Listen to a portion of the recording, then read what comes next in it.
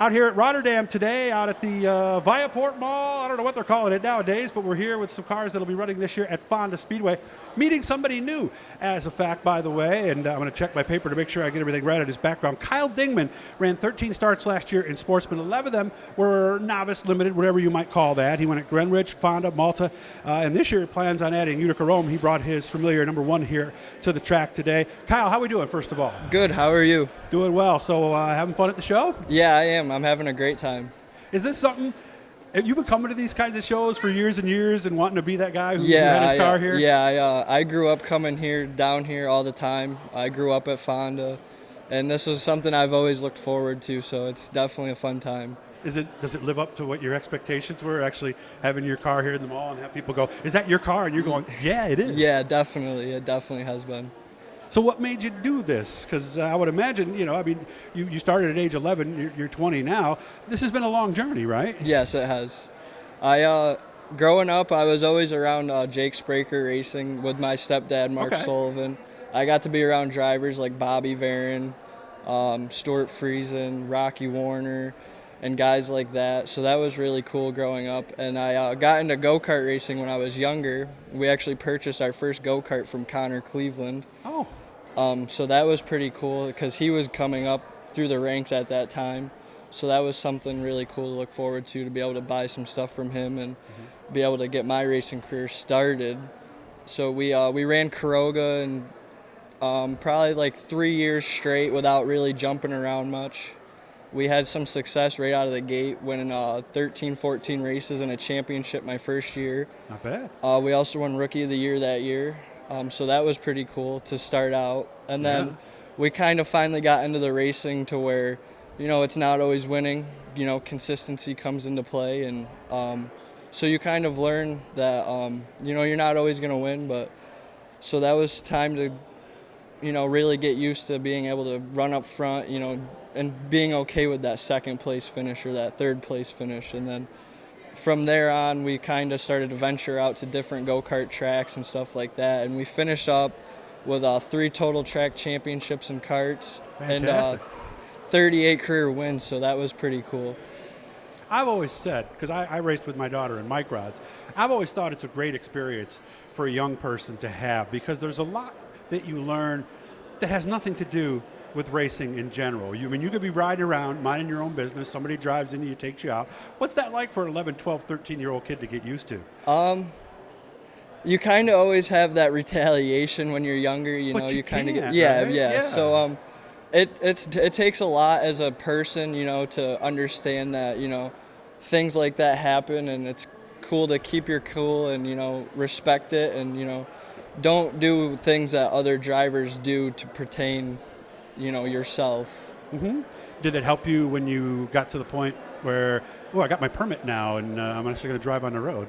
Yeah, it actually did. I was super nervous over the whole permit thing when I finally got the chance to, and then I was like, well, I have some racing experience and stuff, so it can't be that far off. So that kind of having the experience on the racetrack, I feel like it helped me step up to, get my permit and my license. And so when did we decide it was time to go from a rear-wheel drive go-kart to a big front-engine drive Sportsman? It actually started last year. We got the opportunity. It was actually about a month before Fonda started. We knew someone who was selling a car, and it was an older car. It was a good starter car. Yes, it was an 04, right? Yes, it was a 2004 Bicknell. We ended up purchasing that as kind of like a family purchase. We had about 2 to 3 weeks to kind of thrash and go through it and get it ready for Fonda. It was almost complete when you bought it? It was complete. We ended up changing a few things over. We had it wrapped and stuff like that, and we kind of threw ourselves into the mix. Not really having a lot of planning into it last year. Like I said, we had about 2 weeks before practice at Fonda, and we were just full swing into it. And I raced karts last year too. Oh, you did? So I was throwing my hand in both, and a lot of work. It definitely got tough at times last year. So what was it like? First time you climbed in this thing, was it Fonda? Was the first track? Yes. Okay. You're sitting there in the staging area and you're realizing, oh my God, it's actually coming true. What was that like? It was pretty crazy because I was sitting there. I was really, really nervous. I bet. And once I rolled out onto the racetrack, I was kind of calm, and I got rolling out there. I was shaking the car down, and the first time we take the green, Rocky Warner comes blowing by me in turn 1, and that was definitely a wake up. And you're like, oh, okay, well, we're here now. Mm-hmm. Did we keep up right away? No. Okay. How long did that take? I say probably the first 3 weeks. I was kind of more or less just trying to get comfortable, get the feel of things. And then when once do I lift? When do I pick the throttle up? Yep. Where's my line? Right. Yeah. But once we kind of got into the swing of things and learned how the car's reacting and throttle control more, we started to pick up really good throughout the year and had some really good runs. Nice.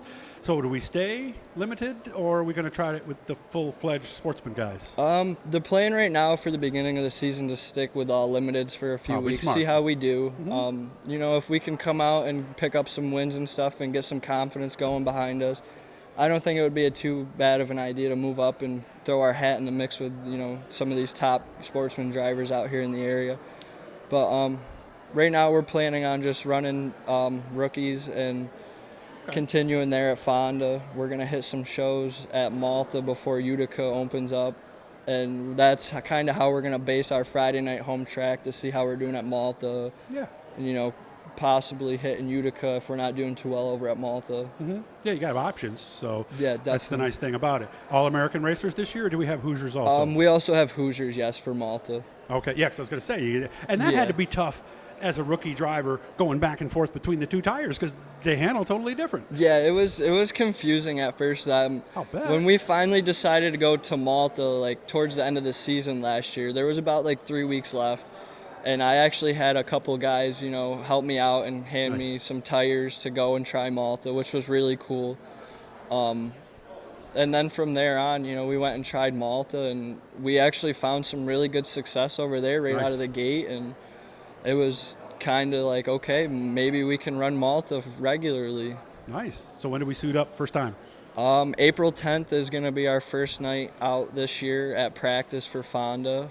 That's a Friday night practice, I believe, right? I believe it's a Saturday. Is it a Saturday? Okay. All right. I haven't looked at the calendar yet. I'm not really sure myself. So, and this is a newer car, so we're learning again pretty much out of the box. Yes, we're learning again. 2015 Bicknell. We kind of updated a few more things transmission-wise and stuff like that. But other than that, you have the new next-gen transmission?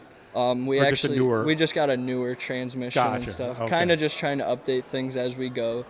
But no, we got all new tires this year, which last year we didn't buy one brand new tire. So I'm kind of excited about that too. I remember the first time we put new tires on my daughter's car. It's ooh, new tires. People might think that's not a big deal, but it's huge, right? Yeah, it's definitely going to make a difference. Who's helping you this year? I have quite a few good guys behind me. My uncle BJ helps me out a lot. My cousin Brent helps me out as much as he possibly can. He's at the shop with me a lot. My good friend Colin, he really thrashes on this thing tire-wise, He's taught me a lot, I've taught him a lot, and we've kind of all learned together. Mark Sullivan, he helps out a lot. A lot of my sponsors, too, right? Yep. E&J General Contracting, that's my grandparents. Early Birds Diner, that's my aunt and uncle, so they help me out a lot. James Wells helps out a lot, sponsor-wise. Foxtrot RC Park, Fastline Performance, N3 Motorsports.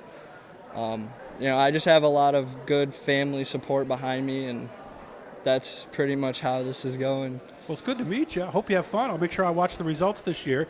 And make sure to friend him. I'm going to friend him on Facebook and send him some messages. So, guys, share this. And, of course, subscribe, and you'll find out all the cool stuff because we've been taking a little hiatus here with everything. But we're back now. We're going to be back for the whole season, meeting new people and having fun. Kyle, I wish you all the best this year. I can't wait to see your smiling face in Victory Lane. Thank you.